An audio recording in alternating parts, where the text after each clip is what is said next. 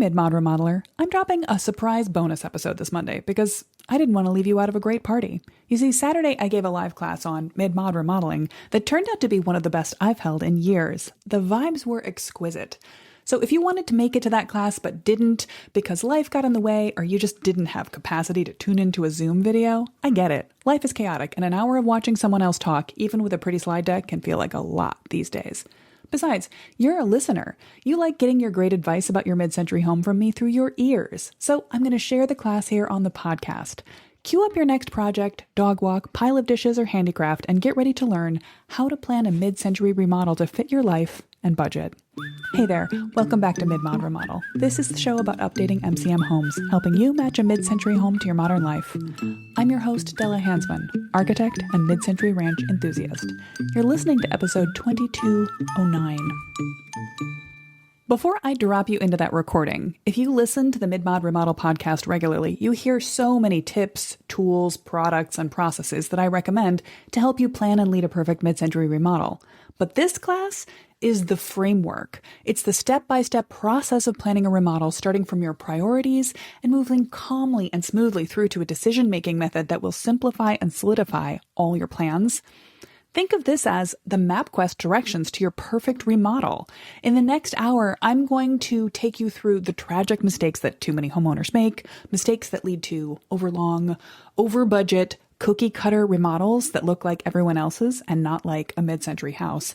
And I'm going to give you the system that I use for my clients and students to avoid those mistakes and plan a timeless, tailored remodel. If you want more than a MapQuest, turn here, go this distance, take another turn, toll road ahead. If you want more like a guidebook to a perfect remodel, then at the end of this class, I will give you a quick preview about how to get that support inside of my homeowner remodel planning program, Ready to Remodel. No pressure. It's there if you want it. Or, a little pressure, because we're kicking off a fresh Mid-Mod Remod Squad, a group of Ready to Remodel students all beginning around the same time. Picture it. 1 week from today, you, me, and a whole bunch of other mid-century homeowners are all going to be getting excited together about the changes you are lining up for your home at our monthly Architect Office Hours call. And to keep that momentum rolling, as a bonus, I'm scheduling extra office hours calls over the next 2 months, so we'll be meeting every 2 weeks from now through December. I'll have some timely pep talks to keep you on task. You'll get a chance to ask all the questions that come up as you start to really plan, and you won't feel alone as you go. I'm going to be scheduling a fresh Layout Challenge Buster workshop for one of those calls. This is a chance for you to bring your floor plan or photos of a tricky spot in your house, one that you just can't figure out the answer to, and have me brainstorm and sketch options for you in real time. So this is a great week to make the leap. Join me and a bunch of your future mid-century loving friends inside the new cohort of Ready to Remodel students, making their dreams into master plans before we hit 2026. Come on in. The water's fine. But for now, let me share with you the antidote to bland white contractor kitchen replacements, to bad advice from HGTV, and to the sticker shock of advice you might have sought out from a design build firm. Spoiler alert, it's the mid-century master plan method, and I'm about to show you how to use it to plan your whole home renovation so that it is as budget-friendly, as doable, and as perfectly tuned to your actual life as possible. Find out more at midmod-midwest.com/ready or follow the classic show notes link, midmod-midwest.com/2209. I noticed that the Loom replay tends to put me at 1.25 speed, and I don't think that's a good way to listen to me telling everyone everything that I want them to know in an hour. I think that is an overwhelming way to hear my voice. But, people can always adjust their own settings. It's just bumblebee speed, that's all. We've got some people saying hello. We've got Jenny from Texas with a 1960 house. We've got Lynn. Oh, hi. We talked already. You've got 2 layers of carpet in the walkout level on a concrete slab. That's quite something. We will talk about that more in the Q&A afterwards, perhaps. We've got Michelle, who is in a 1920s cabin with a 1955 add-on. And we've talked before about sort of how that can be another way to bring mid-century. If you have a house that has mid-century pieces, even if it was not originally created in the mid-century, you're welcome here too. Here we are at how to plan an MCM remodel to fit your life and budget. Before I go any further, if you're watching this class in the future, hello, how is Future Della holding up? Okay, I hope. Also reach out to me on Instagram. This is the best way to get a hold of me personally and not go through any filters or layers. So it's always the way, if you've got a question, if you've got a comment, if you've got something you want to share, let's be friends on Instagram. This class is going to be for you if you live in a mid-century home and you want to make timeless, tailored choices for it rather than doing the latest trend that's going to instantly become tired and out of date in the next 2, 5, 10 years. All the changes that we see in houses that have been remodeled in the past that just don't stick. So that you can spend the time that you have and the budget that you have for your house on the things that are actually going to make your life better, and so that you can get started as soon as possible on this process. So again, to get a sense of who is here right now, just say hello in the chat if you are in any way a new homeowner, new first-time homeowner, or if you are new to your mid-century home. I'd love to know if you're here today so that I can tailor some things about this, because people who are new, if you've just found a mid-century home, you're probably feeling pretty wiped out by the process of getting there. Paperwork, bank loans, the Zillow search, and you're probably pretty traumatized by all of the bad remodeling damage that's been done to the houses that you toured by previous homeowners of the past. And so you are probably looking for ways to get up to speed as quickly as possible so you can avoid all those mistakes that you saw in every Zillow search, every single white kitchen. You want to not make those mistakes on your own house if it has original quality. And if you had to choose a house that has some past damage, you're looking for the way to get past that as quickly as possible. I also want to know if you are in the middle of your remodeling journey. You've already done some things, maybe some significant things. There's a lot of power in the first projects you can take on with a mid-century remodel. So you come into a house, you have an immediate punch list of things you wanted to change about it. You might have an inspection report that says there's lead paint somewhere or something needs replacing. So you can dive in and do those first projects with confidence. But once you get past the obvious things, 2 things can happen. You can look back and realize you made a few choices that aren't as mid-century as you would have wanted now. And also, you don't really know where to go next. The next project ahead of you is bigger and more nebulous than anything you've tackled so far. And that can really stop you. So if you're here in that situation, you're probably looking for a plan to take your plans to the next level so you can start in again, knowing you're going in the right direction. And then probably there's somebody here who has been in their house for a long time, for a few years, for decades. I work with people in this situation all the time, and maybe it's something that's changed in your life.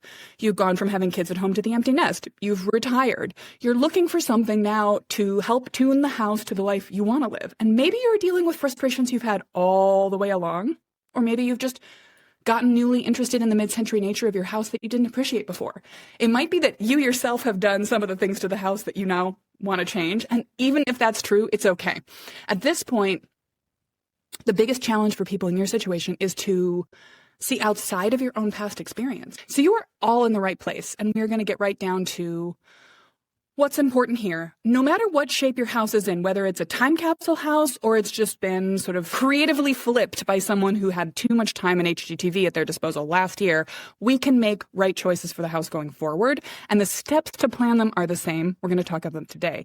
And whether or not you're going to DIY everything you take on in your house, or you're going to hire a general contractor, explain what you want clearly, and then make it their problem, we're still going to follow some of the same planning steps. And I'm going to walk you through how to think about all of that today. If you were hoping to get nothing but free value today and never be told about any next steps you can take, you'll be disappointed by the end of this, because I am going to talk at the end of the class a little bit about my Ready to Remodel program and how I created it to be the next level of help that I can offer beyond a class like today's. But you can just tune out before the end if that's you. I will say, if you're curious about that, at the end, for people who sign up and join us inside of Ready to Remodel this weekend, I'm going to be offering a free one-to-one house audit with me. So you'll get a chance to schedule a 30-minute Zoom call. You can take me on a tour. Some people like to use this call for an immediate entree into Ready to Remodel so that I can point you towards the resources that'll be most valuable inside the program. Other people save it up for a rainy day when they need some help. But anyway, that's coming at the end of this class. We're going to talk primarily today about how to avoid the mistakes you've seen so many of your friends and loved ones and people that you stalk on Zillow make in their houses by planning more specifically towards what you need, more specifically towards your mid-century house, and more specifically towards the style that you like for it, which is not universal. And also, I want you to walk away with a mindset change or just a reassurance. If you were already hoping that you could do this, I want you to believe that you can do this. And I'm going to equip you with some of the necessary tools and tricks and strategies and mindset to do it. And then finally, I'm going to show you the thing that everybody ought to do in order to get a coherent, coherent, consistent style from their remodel, one that looks like it was all done purposefully, even if you're going to break it up and do it over multiple phases. So this is the thing I want you to know more than anything else. You are so right to love your mid-century home. And even though it can feel like everyone on the internet is showing you how to remove what is mid-century about a mid-century house, that's not actually true. There are pockets of people out there who agree with us. And I would argue that for anyone with any home of any style, they're right to lean into that original era. But for mid-century homes in particular, they are such great houses. And I just want to shout out a thank you to Michelle again for making my day, because it really is my mission. This is more than a job to me. It's become my vocation and my avocation to save, let's say as many, but I want to say every mid-century house in America from bad, poorly thought out, quick, cheap, fast remodels that end up being regretted. I think these houses are worth so much more than that. And the thing is, this is about more than just preserving what's cute about them. This is an environmental mission. This is a resource use mission, because mediocre remodels and whole houses end up in landfills. And it's true that in America, 30% of our landfill content by volume is construction demolition debris. So to make that not happen, we need to plan houses that are worth keeping. And mid-century houses are so worth keeping. The mid-century moment was the answer that our society came up to answer the last great American housing crisis. Right after the war, a whole bunch of people were looking for new places to live. They were coming off of farms. They were coming back from the war. They wanted to set up new houses, and we had a population boom to deal with. They came up with this brilliant solution to build small, really right-sized houses, starter homes that people could afford. When you look back at the ads, these houses, I mean, I know inflation exists, but these houses were going up for sale for $10,000, for $11,000, for $15,000. This was the kind of house that somebody could buy on a working person's salary. And they weren't just cheap. They were also small, because they were meant to be a starter home that was flexible enough to add on to. There were about 15 million homes. This is citing one of my favorite mid-century historians. He estimates that in that era, about 15 million mid-century homes were built. That still represents about 15% of our single-family housing stock today. And they're not as affordable. We're up against another housing crisis. Need drives demand. But this is my hometown of Madison, Wisconsin. The yellow represents areas that were built during that sort of two-ish decades of the mid-century era. I did this by the census, so 1940 to 1960, roughly. And you can see this is about half of Madison. That might not be true in your town. It might have been more developed by the time it was, but there are mid-century houses everywhere, and they are popular for a reason, because they were built to be modifiable. Let's see if I can move my face. Every mid-century house, pretty much, a few outliers, a few dramatic architect design homes start out a little more interesting, but almost every mid-century house starts out like this little rectangle. And then they grow. They get a little front porch addition, a little back porch addition. They get a bedroom popped out the side. They get a den added. They get an L, a C, a Z. All of these shapes. By the way, does one of these look like the profile of your house? I'd love to see sort of what the past additions have been worked with here. Particularly in the earliest days of the building boom of the mid-century era, these houses were all simple, little, minimal rectangles, 2 bedrooms, maybe 3, 1 bathroom. And the plan wasn't that they should stay like that forever. It was that people should buy the house they could afford and then grow it to fit their family. So the good news for us is, if your mid-century house right now needs a bit of modification, it was always meant to be modified. The simple construction techniques, but also the skill that was put into them, mean they are sturdy. They are built with old growth wood we don't have access to anymore. They are built with craft labor that is rarer than we would like it to be these days, and yet they are still meant to be added onto and modified and changed in a way that houses built before are a little more complex and harder to change, and houses built later tend to be built by sort of 80s CAD designs, and they are also a little harder to change up after the fact. Okay, so we've got a couple of people sharing out their spaces here. What I want you to know about this, though, is we are in a great position to make changes. The dream home of 1955 can be the dream home of 2025. Everybody loves a ranch. Zillow and Trulia still list them as the most popular home style. And I want you to know that you've got a good house right now, and you can plan and lead an update that will keep the mid-century style intact so that it will stay timeless, but also suit it to fit your life, because it was always meant to be changed up and modified to better fit the lives of the people that live there. So maybe a quick introduction right now. Hi, I'm Della. I'm an architect, and I own a mid-century house. This is my 1952 ranch. I'm the third owner, and I bought this in, what is time? 2016. I've been here 8 years. So this house, 9 years.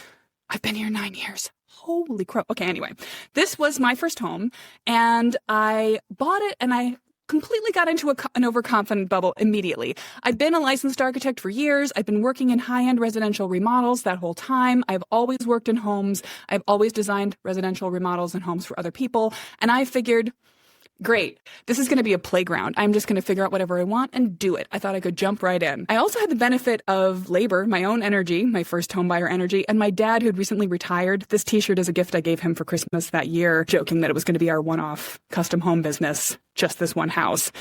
And we did really take advantage of his labor. Here are the two of us working on a bunch of projects in that first year or two. We screened in the breezeway, turned it into a mudroom and a garage storage area. We put in an egress window in the basement so I could have a legal bedroom down there. It's now my exercise room, but no, that's not neither here nor there. We jackhammered up part of the floor and then put in new plumbing, and radon remediation is what this is going on right now, and then poured new concrete around it. And then also, I messed up. Here is a picture of me making a mistake that I regretted for 6 years before I got around to fixing it. I have painted my house millennial gray, which I would not do today. I would paint it olive green. But we needed to paint it. It had lead paint that was peeling and flaking into the yard. It was an ecological disaster, so that needed to change.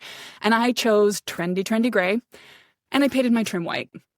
Carefully and by hand, I made a mistake that I now advise everyone that I speak to not to make, because while white trim on a colored house is okay if you're looking for sort of a mid-century traditional vibe, a cottagey vibe, or if you have a cottage, I wanted a modern look on my house, and I painted my trim contrast white anyway, when I should have painted it gray. And then I ran out of steam and energy, and I didn't go back to fix that mistake, paint that trim and that garage door gray to match the house for another 6 years. So it's so much better to not make mistakes in the first place, and that's what I would like to be the situation for you. I experienced the same kind of, I don't know what to do next. I don't know which project is most important. I don't know how to prioritize what's necessary for maintenance versus what I think is a cool look. And I did not know enough about mid-century in those early days. So I ended up feeling the overwhelm that I have now received from every single mid-century homeowner that I've worked with since then. The answer of how to do this right, of how to process this in a clear way, of how to go step by step by step and plan a remodel that does not overwhelm, actually came only when I started helping other people. And I actually want to just jump through this timeline and tell you this, the story of the first person that I helped. But what I have learned from literally every single person that I have worked with on the process of planning a remodel is that if you just jump in, the possibilities are too many. The entire internet exists. There is a host of information that's not right for us that's easier to find than the information that is right. And if you start tackling a remodel by looking at everything you could do and then just trying to pick the right project to start with, it will instantly break your brain. But it doesn't have to work like that. The very first mid-century home I worked on a design for was not my own because I didn't make a design. I just started doing projects. But I helped a friend of a friend without realizing that this was about to become my whole life and my whole personality to plan a remodel because it was my sister's college buddy. I heard from my sister that she and her husband had just bought a house, their first home. They were on a tight timeline. They wanted to move into it before the baby came and when their condo lease was up, and they were being absolutely bullied by their contractor. And so I kind of just threw myself in front of the moving car of this interaction and said, can I please help you? Please, just let me help you with this. Here's the thing. Their goal was to transform a rundown, beat-up ranch with a bad layout into their forever home. And they were being told this ranch would be better off as a cottage and they should go ahead and put a second story on it because that was the only way to solve their problem. I knew that was going to be more than they could afford. It was going to take longer than they could, and it wasn't the right answer because they bought this house for the backyard space that was a park running between their houses and the houses behind it, and the side yard, which was a city electrical easement that meant they had all this beautiful green space over here. And what they had was 2 bedrooms that you couldn't get out to the back of the house from, and no way to share the social spaces with that area. They hadn't taken a minute to process what was really important to them. They just called a contractor because they were in a rush and said, hi, we need a remodel. What do you do? And what I actually recommended that they do, which was very counterintuitive, was to pause in their process, and instead of rushing forward, to just take a minute to ask what they really wanted to accomplish, who they were as people. And I had a bit of a cheat sheet for this because I already knew them. I knew they were extroverts who loved to host, who wanted to be the center of both of their extended families and everyone they knew. I also knew what they were looking for in terms of a style, a vision. Nothing too dramatic, nothing too particularly mid-mod, but they wanted it to feel cohesive. And then we also looked at the structural realities and the maintenance needs of the house. And with that in mind, I was able to throw together some very quick options for them. And they were able to very quickly decide between them because we'd stopped to prioritize what really mattered first. And then they turned back around to the very same contractor, and he went ahead and provided for them one of the fastest home remodels I have ever seen to this day. And the result was this layout, which has a social space that reaches out to the backyard, a big social deck that walks them down to the backyard space, and a hosting kitchen where a whole bunch of people can stand around and talk about the game that's happening and shoot and prepare food together and just have a marvelous time. And their bedrooms off to the side in a more private area of the house with their owner suite right at the front. Not a choice for everyone, but for these folks, the absolute right choice. We used what I did not yet then know was the master plan method to make this happen. And we were able to clarify quickly what they wanted, cut through the sort of, but I always do this stuff that their talented but sort of boorish contractor was pushing on them, and get a layout that was really going to work for their house and not be too much, all done on time. This was a revelation for me because I had worked in high-end residential remodels before, and everything that I had done for my clients in the past was I throw a bunch of options at them. I look at the house, I study it. My boss was teaching me that it didn't really matter what the clients were asking for until they said yes. We should look at the house and design what was correct for it. That never felt right to me, but it was the method we were using. When I worked with Steph and Jesse, I got to begin from what actually mattered to them and then design from that, and it instantly worked better and felt faster. And they were able to give us a yes so much faster than any of the other, let me show you 12 possibilities and see if any of them land for you. And no one could really decide that I experienced in the past with the same kind of, actually with a much more expensive kind of remodel process. So here's what I want. Let's walk through the mistakes that you have seen your friends and neighbors make, you may have made yourself, and that I want you to avoid in the future as you go through this process. The first one is what I did for my own house, jumping into a first bigger project. Project is okay, but jumping into a first bigger project without a big picture vision, because this is like driving without your headlights. So let's do a check-in. Do you feel like you don't have time to do a whole ass remodel design right now? Pardon my French. And this is so reasonable. If this is you, I totally understand it. Steph and Jesse also did not feel like they had time for design. Many of my clients don't initially, but after a conversation, we can see how it might be necessary. Maybe you feel like your actual dream project, the project you would design, the thing you flip through and you see in Atomic Ranch, is unachievable anyway. And so that's not fun to think about. You might as well just focus on this bathroom remodel, this kitchen remodel, this porch addition, and not worry about a whole picture because you're not going to get it.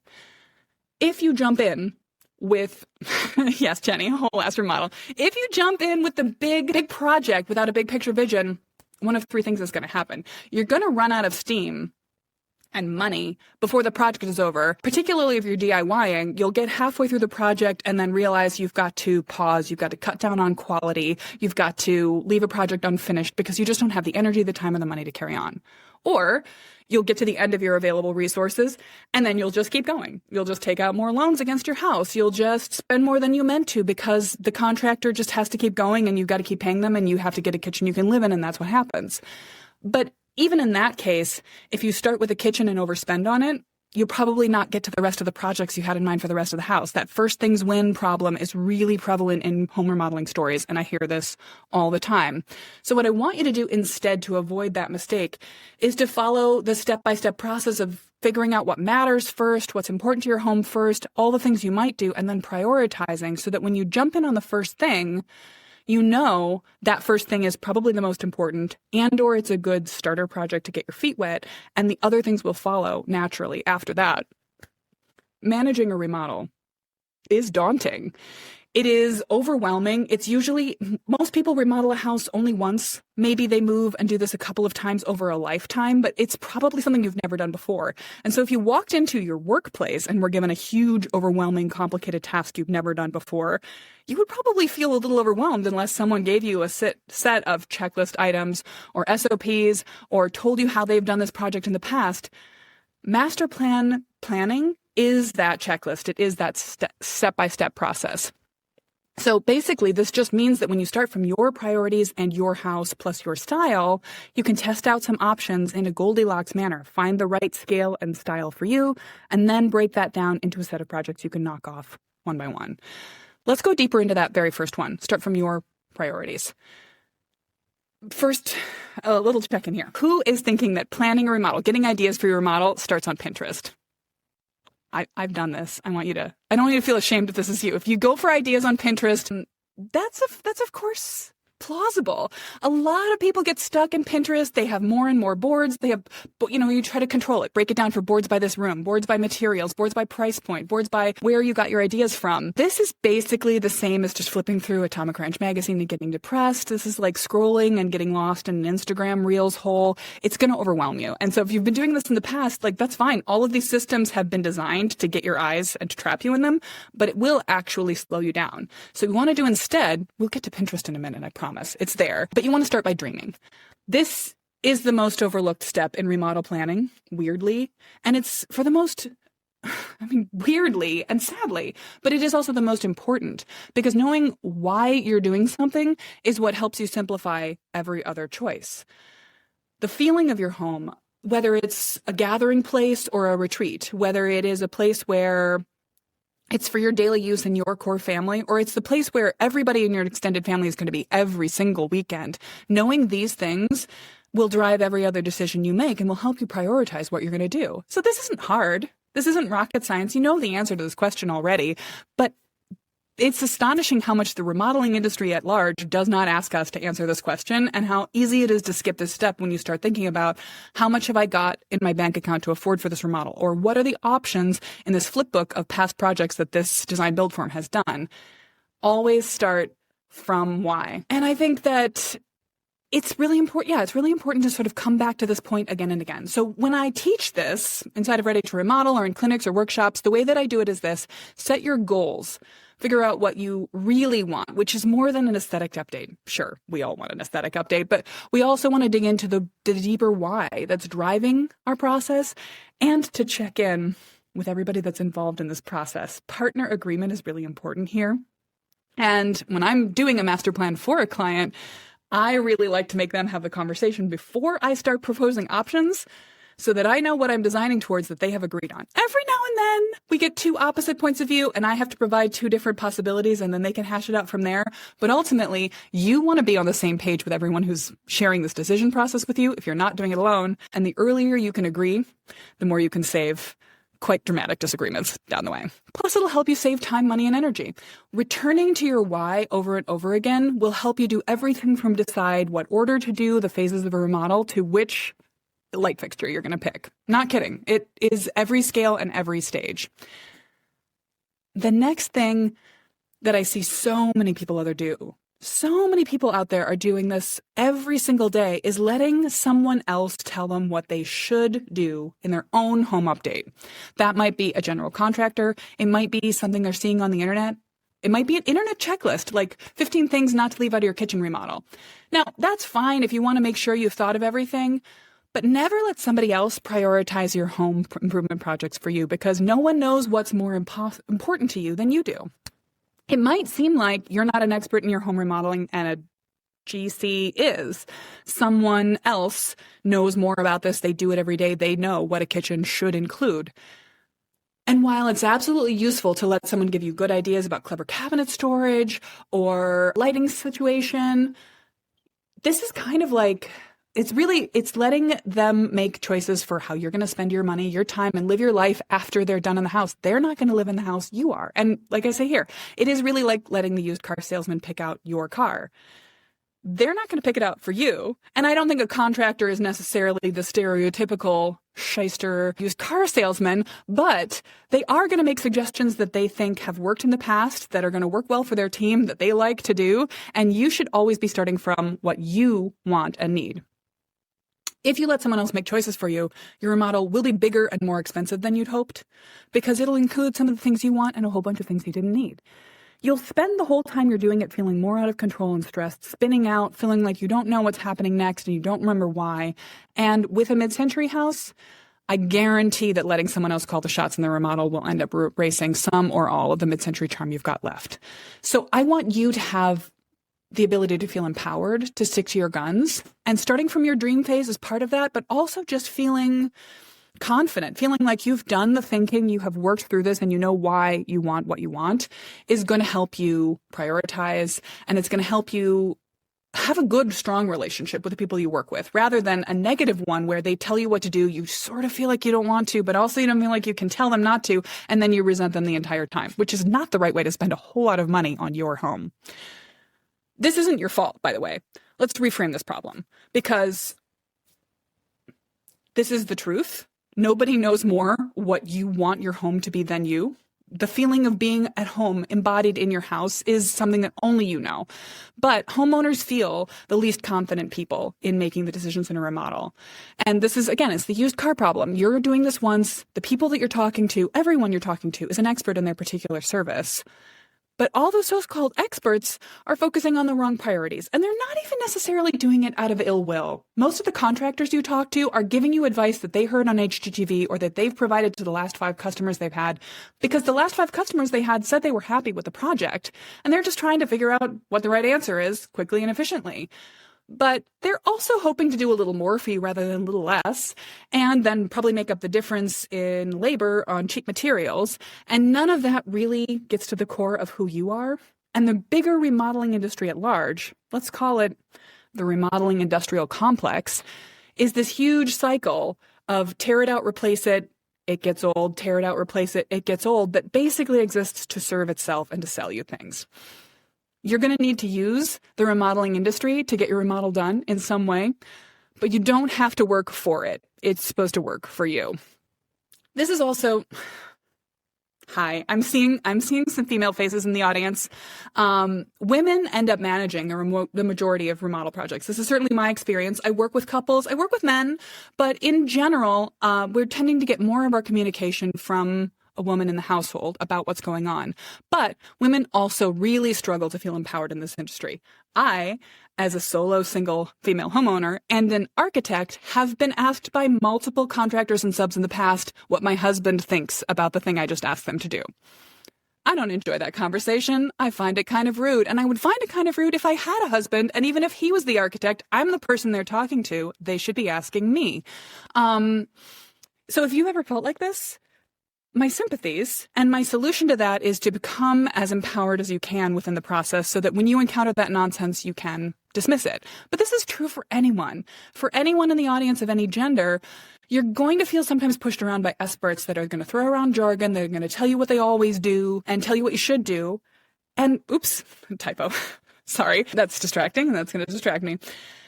The thing is that while you do want to listen to experts, you want to take in expert advice, I don't want you to make choices for your remodel that are not driven by your own needs and desires. But the alternative is, okay, so I heard this story on Monday. I met 2 different homeowners who were actually calling into a Zoom to me from 2 different hemispheres of this earth, and they told me the exact same story, that they wanted to make some changes to their house. So they started by calling a couple of contractors to find out pricing, but they looked through their portfolios and absolutely everything they had was white kitchens and HGTV. So they were like, okay, great. I guess I need a designer. I didn't want to do that, but I'm going to look for some design build firms. I'm going to talk to some interiors people. And then they found this out. They found this out. These are real numbers. The average cost to hire an architect for a residential remodel in America is $47,000, and it can go right up to $300,000 for design, not for the remodel.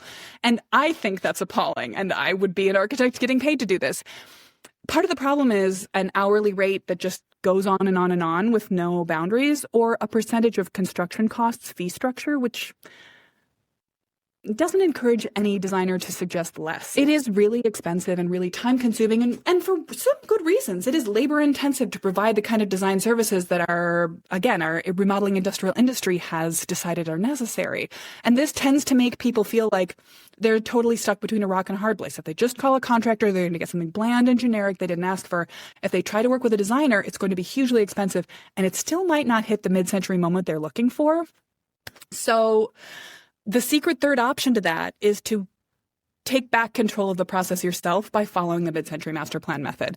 We've just been talking about these pieces here, dream, discover, distill. We're going to get further into this bit as we go forward, but this is the answer.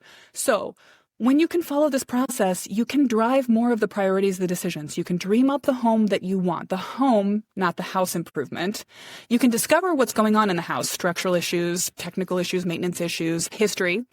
You can distill your personal mid-century style, and then you can come up with options for your, oh my gosh, typos. Wow.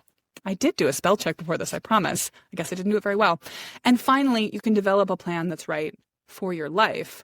When you dare to listen to yourself first, you'll end up with a remodel that has the ability to change the way you live in a house, the way you experience every single day. And that is so powerful. So I want to make it easier for you.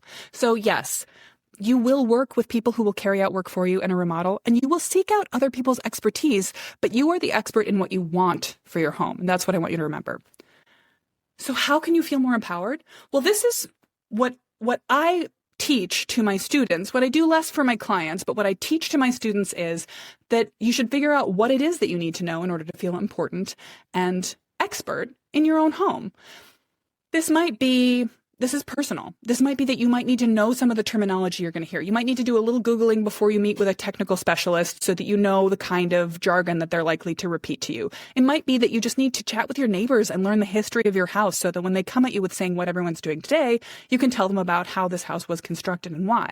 It might be that you want to just do a bit of code research so you're not going to be surprised by anything that's not legal or not allowed. It might be that you want to just observe the house yourself. Get an inspector, follow them around, ask them a bunch of questions so you know which is this water softener and the water heater and what are all those mysterious bubbling noises coming from the basement.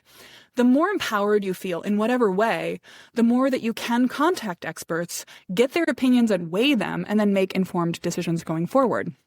So when I teach this, I am teaching you how to figure out what you want to know most. You don't have to know everything. You just have to figure out where you can stand so that you're learning new things and adding them to your confidence base rather than feeling like, oh God, oh God, oh God, oh God, as you encounter more information about your house.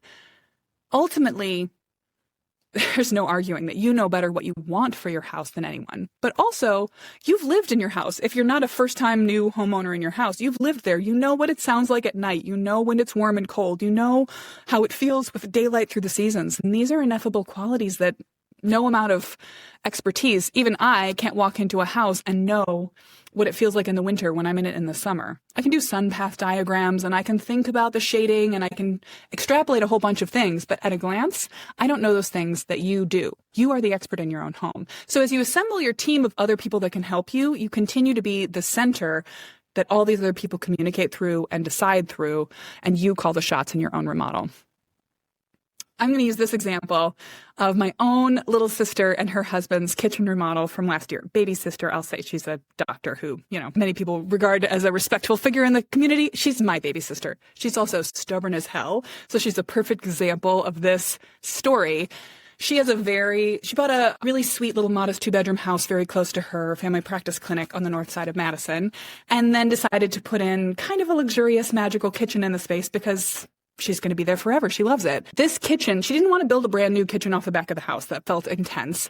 And she put it into the footprint it has, which is a very awkward small space with doors on opposite sides, not a lot of counter space, kind of awkward location of fixtures. We did a lot of work together, brainstorming ways that it might flow better, troubleshooting options, making models, checking layouts. And then she reached out to a very well-regarded but very conventional contractor company here in Madison to do the work. And they walked through with their GC on the first day and said, oh, no, we can't put a built-in bench in that corner. There's not enough room. She knew that there was. She had done mock-ups. She had done testing. She had decided she was willing to compromise on a 24-inch wide oven. She knew she could have that corner bench, and she did not let them talk her out of it. And she and her husband and their 2 cats live on that corner bench. They are trade-off cooks, so they hang out with each other while somebody cooks dinner. They eat breakfast there. They have tea there. They have drinks there in the evening. Their cats are there next to the heat register all hours of the day and night. And that corner bench is kind of the center of their whole house. And a contractor who wanted to hire him, who really liked them, who wanted to give them his best advice, looked at that space and said, no, can't do it, won't. And so only her determination and her preparation gave her the confidence to say, I would like to hire you, and I think you can do this job, but a corner bench will fit here, and I'd like you to make that happen. And in the end, they love the project, they brag about the project, and they agree with her that corner bench was the right decision. So when you do your homework, you can stand on your own soapbox and know that you are right. This third mistake, we're going to go through pretty quickly because I think this is part of the reason you're here. Making trendy choices for a mid-century house is the wrong choice. And it probably feels like everyone you talk to, all of those contractors, everything on Pinterest, everything on television, certainly all of HGTV, keeps telling you to follow the latest trend. They are. The reason for that, again, is the kitchen remodeling industrial the reason for that is the kitchen remodeling industrial complex. That is a self-serving cycle that wants to tear out old things and make them new. And new trends is sort of the driving factor of fast fashion. It also is the best way for anybody that comes in. A designer like myself, somebody who's designing on a TV show, anyone in a magazine wants to show you a before and after. They want to put their stamp on the project. They want to show they made a difference. And the easiest way to make a difference is to change something. That might be splash some white paint on something that was a color before. That might be tear out something that was there before. That might be start fresh on a kitchen that didn't really need refreshing. It just needed tweaking. So when you fill a mid-century house with 20, 25 choices, it'll be bang on trend and look very photo ready for a few years. And then it'll start to look tired, and then it'll start to look dated. And if it was fast fashion, it'll start to wear out, and you're going to find yourself in the cycle of having to repeat this process. So I don't want you to turn your could be right now gorgeously charming, could have been damaged, but we have the potential to put it back house into something sad, sterile, and boring.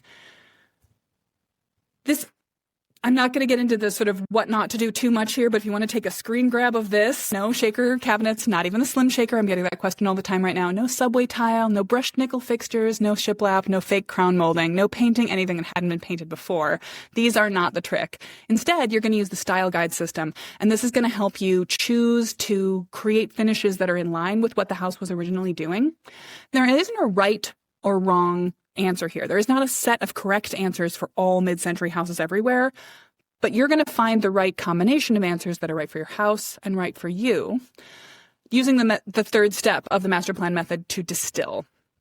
This is, by the way, also, it's not just going to result in the right house, a coherent, pulled together, clean aesthetic that looks like a designer did it for you. It is also going to be easier because when you have everything on the internet available to you, that's instant overwhelm. If you can boil it down to the correct choices that are going to work right for your house, your style, and your sort of era moment, you can weed out everything that's not possible and have a much simpler process. So how do you figure out your version of mid-century style? Well, you're going to guide your choice with two factors.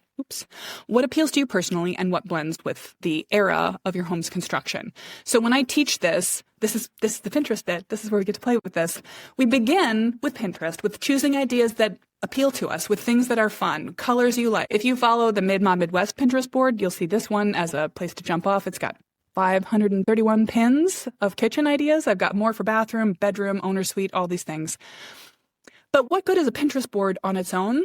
Not a lot. You can't show a Pinterest board to a contractor. They don't have the time for that. You can't really use it to make decisions. To apply the ideas you might see in someone else's home to your own home, you need to simplify and focus. This is actually something I teach in detail in this 2-hour workshop. The style guide system, here's a long Google Doc to walk you through the process. But one of the most essential steps along that process is to figure out your mid-century moment. What year or decade in time are we aiming to? And how much are we preserving a time capsule versus updating sensitively? I'm going to go ahead and assume that we are not necessarily talking about museum-style restoration here, and we're certainly not here to talk about sterilizing a house and painting it entirely white. Oh, Leah said the More Than a Mood Board clinic was amazing. Loved it. I'm so glad you found it helpful. Yeah, that really is the style guide. Everything you need to know about that, you've got in that 2-hour workshop if it is what is appealing to you. It's going to walk you through how to set up style sheets, and this is also something I teach inside of Ready to Remodel. This kind of material palette for each room, but for the house at large, are going to help you to think about what you have already, maybe an existing wood floor, maybe an existing style of front door, maybe existing brick, and then how new materials are going to play nicely with those so that the whole thing ends up feeling very tied together and appropriate. Now, everything is easier with templates, so I will share those with you if you're inside the program. And also, we can take it down to specific materials that you're looking for. But ultimately, the most important thing you can do is this. It's the style sheets, which will help you as you look for every single product, ruling out 90% of what's out there. And so you're just looking for one of a few options from each individual supplier that are going to work for you. Again, it's not your fault that this is overwhelming. It is kind of designed to be, and also it's just the nature of our modern world. But once you've got your style guide set up, you don't have to do the entire project at once to make it feel cohesive. You can do one room following your style guide and then carry on rinsing and repeating as you go through. And that's the case for Maria, who had here we go again, an earlier house with a mid-century middle, a 1915 cottage with a 1960s overhaul and addition that she wanted to make more mid-century. So this is the secret third option between just letting a contractor do what they want to hiring a designer that's going to charge you an arm and a leg. You taking yourself through the master plan method is the middle ground and the easy, straightforward path to a regret-proof remodel that won't overwhelm you. So we've talked about weeding things out, focusing through the first 3 steps: dream, discover, distill. You do then not come to an answer right away. I want you to open up possibilities. I want you to widen your scope during the draft phase and then finally focus it down to the choices you're going to make here. Let's talk about, you've gotten everything together. This is exactly how they do it on a cooking show. Ooh, a calm, pleasant cooking show like Bake Off, not an American fight to the death kind of a cooking show. But the reason they put all their ingredients out in little bowls first is so they don't mess it up. Full disclosure, this is not how I cook, but it is how I plan a remodel. As we think about those options, where to go next, this is where you have the biggest opportunity to meet your dream where you are, to actually change the way you live in your house. Because great remodels don't just happen. If you call a contractor and ask them for a new kitchen, odds are they will put in a brand new 2025 set of cabinets in the exact same pattern or a very similar pattern to the kitchen you had before. I want to check in with you. Are you thinking about changing the layout of your house at all as you remodel? Now, not in a destructive way, not to throw out what's good, the baby out with the bathwater.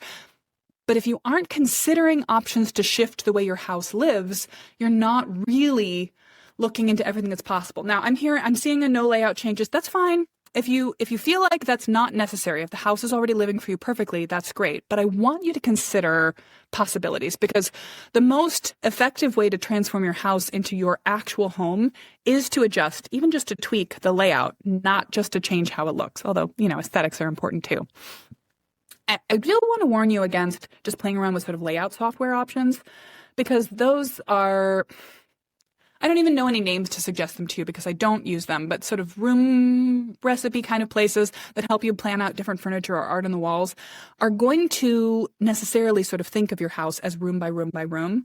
And I don't want the limits of an app to prevent you from having good ideas, because again, you don't have to do it, but I want you to consider layout changes when you plan a remodel. The things that push you to a remodel often stem from frustrating or outdated floor plans. So you can fix and supercharge your project not just by giving yourself new cabinets with more drawers in them, but by changing the outlook of your kitchen so that it supports more social space or more collaboration than it originally did, because the person it was originally designed for was probably a homemaker who was making and prepping and delivering food by herself in that space. And that is very probably, although not necessarily, not the way you live your life. So what I want you to do, another mindset reframe that I hope you can just take this away from today.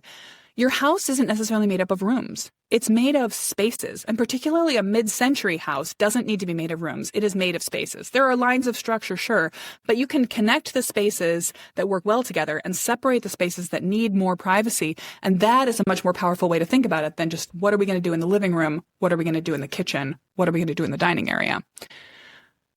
When you're thinking about how to push your boundaries, see outside the house that you're used to, I want you to use the Goldilocks principle to break up your mental blocks. Here's an example. This is, by the way, when we do design work, when we prepare a master plan for any of our one-on-one clients, we are always using three social space options, 3 kitchen options, 3 addition options, 3 bathroom options to give our clients a manageable number of possibilities to consider. And we're organizing them as sort of the least you might do, relatively small changes to the layout that are going to be less expensive, but also less transformative, up to the most you might do, blowing up the ceiling height, shifting a staircase, making big dramatic changes that are going to cost more, but also give more value. And then allowing, within the bubble of what our clients have told us they're curious about exploring and their budget.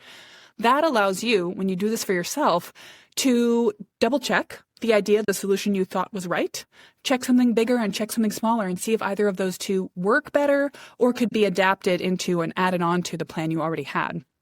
So when I teach this, the most important thing to remember about this process is that I want you to literally hit the drawing board. Hand drawing, or possibly a loose form modeling. I also teach people how to use the program SketchUp. But this is the way to think outside of the room structure. No sort of room planner app is going to give you the freedom that even a bad, you don't have to be an artist here. Graph paper and a ruler or chicken scratch layouts are all going to be more powerful than just sort of thinking about what the house is and then moving one wall or opening up one little doorway. After you've explored possibilities, you'll focus it down into what you're actually going to do. And this is, our goal from the beginning is a confident and focused remodel process. So this phase, this final step of the master plan method, it's not called done, it's called develop, because it does kind of go on. And this is also where we control the budget. Now, a lot of people start their remodel process by looking at the bank right now, or maybe looking at what they can save and what they might plan for the next 5 years and thinking about the bottom line. And that's totally understandable. I also don't want to plan a remodel I can't afford. And I don't want to plan a remodel for anyone that I work with that they can't afford. But ultimately, you control the cost of a remodel, not by saying you need it to cost X, but by adjusting the scope of work and the intensity level of the work. Anything else is just wishful thinking. And so many people rush past this. They'll try to fast track it by asking me or asking a contractor sort of how much kitchen can I get for $50,000, which, ultimately that is the answer we're trying to get to. But you're never going to get there by asking if somebody else's remodel cost X and can you do that to your house, because it's not a one-to-one translation and they don't have the same priorities, needs, and values that you do. Taking a little bit of time, though, to do this process, even if you do it incredibly fast, in a weekend even, or over the course of a month, or a year, it's going to give you infinite benefit in terms of priorities and knowing what you can ask for as you go through the process. In the end, it's always faster to plan first rather than dive in and then realize you have a whole bunch of unanswered questions. And also, it is cheaper. Let me just say, when you're working with a general contractor, you will have a contract. That's where their name comes from. And if you make a change to the plan after you've signed that contract, even if that change is to do less, you will still pay a fee for changing your mind, a change order fee. That's necessary for them because they are changing their plans, adjusting what they're going to do. That's causing them trouble to do less. So having a very good right-sized idea of what you want to do from the beginning will also save you money, whether you're spending more or less than you'd originally thought. So you're going to create your own remodeling style, and you're going to set it up so that you can tackle it in whatever order. This is an example I love from a past Ready to Remodel student who actually did her own kitchen, pretty much DIY'd it in 3 distinct phases over several years. She was one of my earliest Ready to Remodel students, came through the program in fall 2021, and she began by doing just a little of adjustment of the L of her kitchen and then putting in a temporary piece of furniture to serve as an island. And then eventually she came back and put in an island and at the same time put a gorgeous skylight above it. And then in the end, she came back and did the rest of the room, putting in more built-in pantry storage. This is a middle phase where it was just more shelving units. But at every stage along the process, she knew what she was working towards and she felt great about it. In the end, it looked exactly like she dreamed, and she'd been living in an improved kitchen from the first year. So as I said, nothing is more expensive than changing your mind mid-remodel, so we want to think it through first by assembling all the possibilities from the draft phase and then creating your own prioritized travel guide through the project, setting what matters most to you and what matters less, what needs to happen first and in what order, and then who you're going to work with to get it done. I generally use a metaphor of levels for this. So a level 1 project is something you buy and stick on the house, replacing one light fixture with another, or maybe just a weekend-long project. Getting into a bigger project that you handle yourself, maybe with some subcontractors, is a level 2. And you could remodel an entire house, transform it over time using a number of level 2 projects. If you're going to hire a general contractor and just have it be their problem, that's a level 3 project. And that kitchens are generally level 3 projects. But the thing to remember is, choosing a level ties in with budget and timing. It's slower and cheaper to do it yourself and faster and more expensive to have someone else do, but it doesn't actually have to be the same answer for every part of your house either. When you've got the big picture vision, when you have master planned, you can choose to hire a contractor to do your kitchen and 3 other bits of built-ins around the house, and then have a friend who's handy come in, or a handyman contractor who's a little slower but much less expensive, and take care of some less necessary projects over time that all match what you did in the first place because you thought it out through from the beginning. So here's basically the point of today, is that I want you to believe that it's possible, not only for your mid-century house to be remodeled in a great way, but for you to lead this process. And if you take one thing away from today, it's that it is completely doable to create a great remodel for your mid-century home. And you don't need a design degree. You don't need to hire a designer, and you don't need to be a designer to make it happen. You just need to think it through step by step. And you don't need an infinite budget. It's possible to make really, really lovely choices for your home on a shoestring budget over time, or to spend a little bit more to get a different result, but it doesn't have to cost an arm and a leg. So the question is, have you got enough? Do you feel like you know how to apply the master plan method to your own remodel? We have run through basically the core, the philosophy of everything you need to know right now today. I hope that this feels empowering to you. I would love to know, actually, how are you feeling right now? If you want to let me know in the comments, are you feeling like you've got a little bit more of a handle on it? You've got a bit more of a vision of the step-by-step process? Because I really hope that a class like this gets you feeling like you've got new ideas. Take a breath. You can handle this in the right order. You know where to begin on the process. And if that's the case, then my mission here is accomplished. But if you need more support than that, I also have assistance for you in the form of workshops and lessons, like Leah called out that she really enjoyed the More Than a Mood board workshop. But I also have the Ready to Remodel program. And I created this program a few years after I had started doing one-on-one projects for people to give everyone that wanted it the ability to DIY a design for their own home that they could lead with confidence and clarity and make the most of their budget, whatever it was. So inside of Ready to Remodel, we go through every step of what I've just talked about. Over a 12-month period, you can take any amount of time you want, fast or slow, and you can follow this at your own pace. You know what? I'm just going to really quickly pop over, and rather than give you sort of slides of what's included in this program, I'm just going to show you a couple of the pieces. So let me switch my screen. This is the core of the self-study master plan method. It's got 3 components. This is what you need. If you've got a weekend or a month to spend on this process, stick in here inside the master plan method, follow these steps. This is going to include, let's see. I'll just click in here. This is going to include easy bite-sized formulae. I'm going to walk you through what's necessary, what you need in order to get through the dream process. And remember, dreaming is not just about a wish list. It's about getting to the sort of core why for what you're trying to do and what's important about it. And I'm going to ask you some questions to dig deeper than the kitchen is shabby, I want a new kitchen. We want to get to things like, the kitchen is cut off, and so I can't see what the kids are doing when I'm putting together dinner, and so they're getting more screen time than I want. We need a kitchen remodel so that our family can spend more time together. Or the kitchen is shabby. I'm actually a little ashamed to have friends over, but we wanted to be doing more social hosting. I'm just not getting to know our neighbors in the way that we could build a deeper community because I feel a little unsure about having them into the space. Or the kitchen doesn't have enough co-working space, so one or the other of our 2 partners has to make dinner every night, and we don't get the core socializing time between each other that we were looking for. We're feeling divided as a couple because our kitchen doesn't support team cooking. These are whys that are going to drive you towards a remodel that matters and not just one that looks good. So in each of these cases, I'm going to ask you these questions. You can listen to them as audiobooks if you're a Ready to Remodel podcast listener. And you can also go through these little workbooks, which will summarize what's going on and then ask you the kind of questions that you need to get to these deeper core whys. As you go through each of these lessons, you'll get a deeper and deeper insight into what's important to you. And then we'll talk about the discovery process. And like I said, this is about knowing what's important to your house. Now, I will teach you how to draw a floor plan because you need to have a floor plan in order to think about design decisions, but I'm also going to talk to you about how to bring more people into your process, how to understand what's going on with the building code, how to reach out to experts who can help you to get the information that you need to understand it.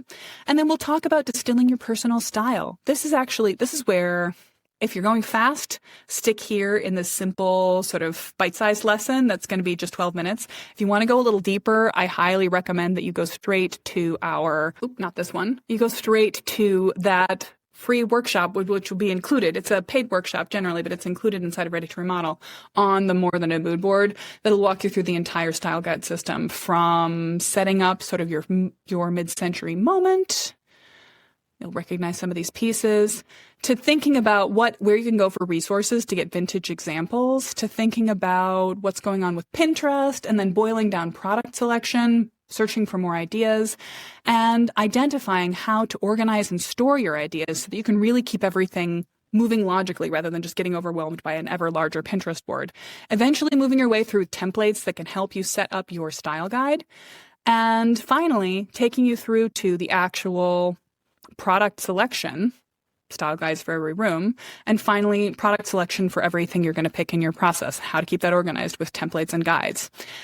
As we think about those first three steps, dreaming, discovering, distilling, they take you to a place where you can think about options. And I also, within this program, my face is in the way of things I want to click on. Within this program, I'm going to walk you through a bunch of my own backlog of materials. So you can watch some of those design clinics on kitchens, on owner suites, and I'll take you through everything I believe about designing those spaces well. I also have handy little style guides for what's going on in bathroom and sleeping spaces. What's a good idea for a kitchen design? Easy step-by-step sort of methodology. And then also I have pulled together material guides and layout guides. Like here, I'm going to navigate straight to corner dining nooks. Not everybody needs one, but if you want one, you want one. And there's a bunch of different ways to do them, even with built-in storage. If your kitchen is short on storage, you can hide some right under the eating space. And you can fit in a larger table when you push it against a corner like this as well. So, okay. Once you've gone through all of these, you've got access to things like my design idea library, a bunch of trackers and tools and things that are really helpful. This is going to give you a lot of what you need to get through the process. So if this is what you're looking for, this free class I just gave you is like the MapQuest directions. Hi, fellow millennials. Remember MapQuest? Sort of go, turn right at this road, proceed for an hour and a half, get off at this exit. But if you're looking for more of a guidebook, this is what the Ready to Remodel program is. And you can join it this weekend for pay in full for just $650, or you can set out a monthly payment plan for $54 starting today. And it will do more than just give you lessons and guides and practical stuff. It will help you get on the same page as your partner and minimize disagreements. It will help you plan a more efficient remodel that you can get done the way you want. And it will help you feel more in control of the process all the way along and like what you get better when you're done.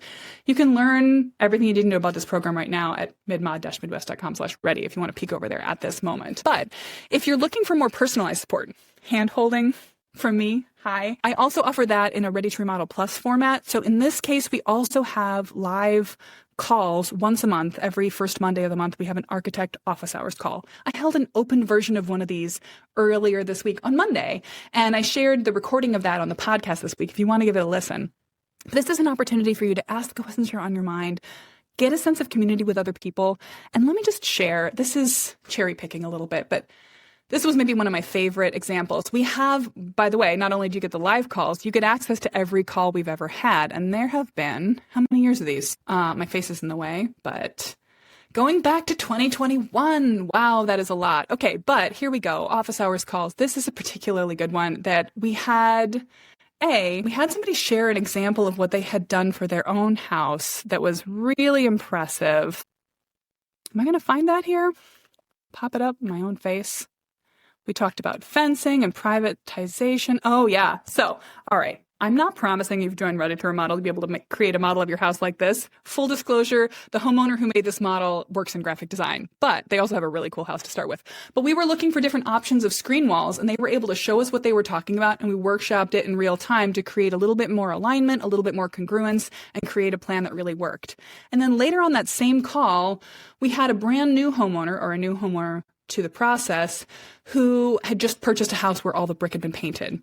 And he was asking, what can we do about painted brick? I gave him some of my standard resources, pointed him towards some internet sources I like, some inspiration, a couple of Instagram accounts that have done this process. But then another homeowner on the call was actually able to chip in and describe what he's been doing in his own home. You can see the paint removal going on right here. And he was able to share what it smells like, how long it took for the house to air out, how much elbow grease it took, the specific products he had tried and liked and didn't like. And now that's a resource that's there forever inside the program, information I didn't personally have. And that's kind of one of my favorite things about the office hours calls. They are just so empowering. So you can get your questions answered by me, an architect. You also feel a sense of community that's going to help you go forward. And one more thing we offer for the Ready to Remodel Plus students is that we do a Layout Buster Challenge workshop every now and then. Starting right now, we're about to do more than monthly calls. We're going to do a call every 2 weeks through the beginning of December. And one of those calls will be a layout challenge workshop where I will ask you to bring in your floor plan and we will do a layout improvement options in real time on the call for what you could do in your house. And you can see here's an example of me scribbling in yellow over somebody's floor plan. This is a really fun example because they came in believing they had very limited options because of an existing condition of a screen porch that blocked off some of the windows that they confessed on the call they were planning to take out, which allowed us to immediately blow out the scale of their kitchen. And again, they were extroverts, hosters. They wanted a space to gather community. And we were able to create a big island design that they didn't believe was possible, figuring out structural issues as we went because of, just knowing what's going on with the roof line and being familiar with them from multiple calls in the past. This is the kind of revelation that we get to have over and over again on these calls, which is just so much fun. So ultimately, if you're looking for more support, I encourage you to join the Ready to Remodel Plus program. This is the way that I can sort of be face-to-face with you on a regular basis, learn a little bit about your house and where you can find a sense of community among other people who are currently making choices for their mid-century homes at the same time. It's so much fun.